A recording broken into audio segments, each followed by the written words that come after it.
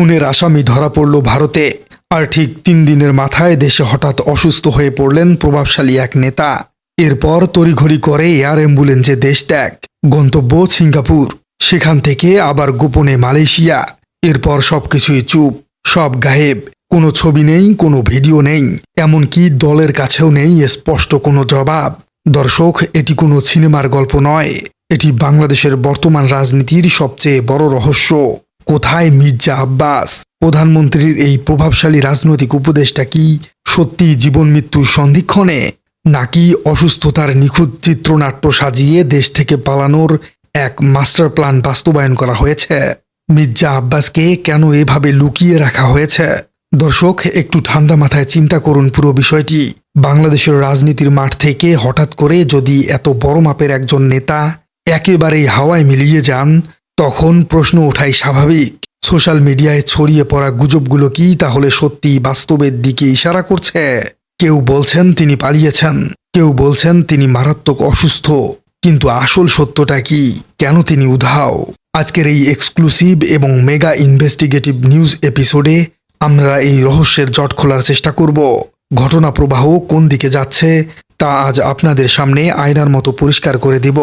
তাহলে চলুন দর্শক, এই মেগা বিশ্লেষণ শুরু করা যাক। প্রথমেই একেবারে শুরু থেকেই শুরু করি। এই রহস্যের শেকড় লুকিয়ে আছে গত জাতীয় সংসদ নির্বাচনে। নির্বাচনী এলাকা ছিল ঢাকা ৮ আসন। এই আসনটি জাতীয় রাজনীতির জন্য খুবই গুরুত্বপূর্ণ। মির্জা আব্বাস এই এলাকায় অত্যন্ত প্রভাবশালী নেতা, কিন্তু নির্বাচনে তার সামনে বিশাল বাধা হয়ে দাঁড়ান তরুণ নেতা ওসমান হাদি। ওসমান হাদি ছিলেন তরুণ প্রজন্মের কাছে দারুণ জনপ্রিয়।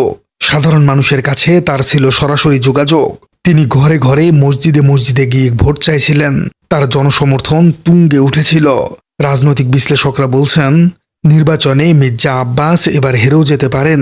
ওসমান হাদি হয়ে উঠেছিলেন এক পাহাড় সম বাধা। রাজনীতিতে এমন এক সত্য প্রতিদ্বন্দ্বী থাকা অনেক চাপের বিষয়। সবাই যখন এক হাড্ডাহাড্ডি লড়াইয়ের অপেক্ষায়, ঠিক তখনই ঘটে গেল মর্মান্তিক ঘটনা। দিনটি ছিল ডিসেম্বরের 12 তারিখ। ওসমান হাদিকে গুলি করার পর সিঙ্গাপুরে তিনি শেষ নিঃশ্বাস ত্যাগ করেন। এদিকে 12 ফেব্রুয়ারি নির্বাচন অনুষ্ঠিত হয়। মির্জা আব্বাস বিপুল ভোটে জয়লাভ করেন। তার একমাত্র প্রতিদ্বন্দ্বী ছিলেন নাসির উদ্দিন পাটোয়ারি। তিনি কিছুটা প্রতিরোধ গড়েছিলেন, কিন্তু শেষ পর্যন্ত মির্জা আব্বাসের কাছে হেরে যান। শুধু সংসদ সদস্য নির্বাচিত হয়েই থেমে থাকেননি মির্জা আব্বাস। তিনি পেলেন আরও বড় দায়িত্ব। খোদ প্রধানমন্ত্রীর রাজনৈতিক উপদেষ্টা করা হয়েছে তাকে। এটি রাষ্ট্রের অন্যতম প্রভাবশালী একটি পদ। তার রাজনৈতিক কেরিয়ার তখন সবচেয়ে শক্তিশালী অবস্থানে পৌঁছে গেছে। নির্বাচনের পর থেকে মার্চ মাসের শুরু পর্যন্ত তিনি দারুণ সক্রিয় ছিলেন। রাজনীতির মাঠে তাকে নিয়মিতই দেখা যেত। বিভিন্ন সভা সমাবেশে তিনি বক্তৃতা দিয়েছেন। তখন তাকে দেখে গুরুতর অসুস্থতার কোনো লক্ষণ প্রকাশ পায়নি। তিনি সম্পূর্ণ সুস্থ মানুষের মতোই সব কাজ চালিয়ে যাচ্ছিলেন। তাহলে হঠাৎ করে কি এমন ঘটল? আসল থ্রিলারের শুরু মার্চ মাসে। ওসমান হাদি হত্যাকাণ্ডের সাথে সরাসরি জড়িত 2 কিলার হঠাৎ করেই গ্রেপ্তার হয়ে যান। ভারতের পশ্চিমবঙ্গের বনগাঁ থেকে তাদেরকে ধরা হয়। এদের একজন হল ছাত্রলীগ নেতা ফয়সাল করিম মাসুদ, অন্যজন যুবলীগ কর্মী আলমগীর হোসেন। তারা অবৈধভাবে সীমান্ত পার হয়ে ভারতে লুকিয়েছিল। পুলিশের জিজ্ঞাসাবাদে তারা বেশ কিছু ভয়ঙ্কর তথ্য দেয়। এই খবরটি গণমাধ্যমে আসার পর থেকেই দেশ জুড়ে তুমুল আলোচনা শুরু হয়েছে। সোশ্যাল মিডিয়ায় ঝড় ওঠে। নেটিজেনরা সরাসরি প্রশ্ন তুলতে শুরু করেন, এই 2 খুনি তো শুধু নির্দেশ পালন করেছে, টাকার বিনিময়ে তারা গুলি চালিয়েছে। কিন্তু এই খুনের পেছনের আসল মাস্টারমাইন্ড আসলে কারা? কে তাদেরকে টাকা দিয়েছে? কার নির্দেশে ওসমান হাদিকে পৃথিবী থেকে সরিয়ে দেয়া হলো? ঠিক এই 2 কিলার ধরা পড়ার 3 দিনের মাথায় খবর আসে মির্জা আব্বাস একটি ইফতার মাহফিলে আচমকা জ্ঞান হারিয়ে ফেলেছেন।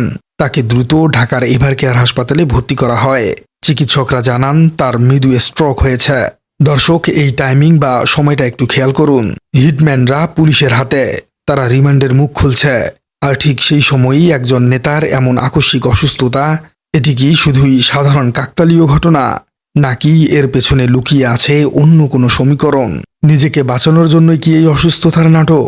দর্শক, এর পরের ঘটনা প্রবাহ আরও বেশি সন্দেহজনক। হাসপাতালে ভর্তির 4 দিনের পর তাকে বিদেশে পাঠানো হয়। 15 মার্চ একটি এয়ার অ্যাম্বুলেন্সে করে তাকে তড়িঘড়ি সিঙ্গাপুরে পাঠানো হয়েছে। অফিসিয়াল কারণ হিসেবে বলা হয় উন্নত চিকিৎসা এবং ফিজিওথেরাপি দরকার। কিন্তু কিছুদিন পর খবর আসে তাকে সিঙ্গাপুর থেকে মালয়েশিয়ায় স্থানান্তর করা হয়েছে। এই খবর সবার মনে বড় একটা খটকা তৈরি করেছে। সিঙ্গাপুরের চিকিৎসা ব্যবস্থা বিশ্বমানের, তাই বিশ্বমানের চিকিৎসা ব্যবস্থা ছেড়ে তাকে মালয়েশিয়ায় কেন নেওয়া হলো? মালয়েশিয়ায় কি লোকচক্ষুর অন্তরালে লুকিয়ে থাকাটা তুলনামূলকভাবে বেশি সহজ? অনেকেই মনে করছেন এটি একটি পরিকল্পিত পদক্ষেপ, আবার অনেকেই মনে করছেন মির্জা আব্বাস সত্যি সত্যি অসুস্থ এবং সিঙ্গাপুরের থেকে মালয়েশিয়ায় তার নির্দিষ্ট রোগের চিকিৎসার ফেসিলিটিস অনেক বেশি। সবচেয়ে বড় সমালোচনা হচ্ছে মির্জা আব্বাসের কোনো ছবি প্রকাশ না হওয়া নিয়ে। বর্তমান যুগ ডিজিটাল যুগ। আজকাল একজন সাধারণ মানুষ সামান্য জ্বরে পড়লেও ফেসবুকে স্ট্যাটাস দেন, ছবি দেন।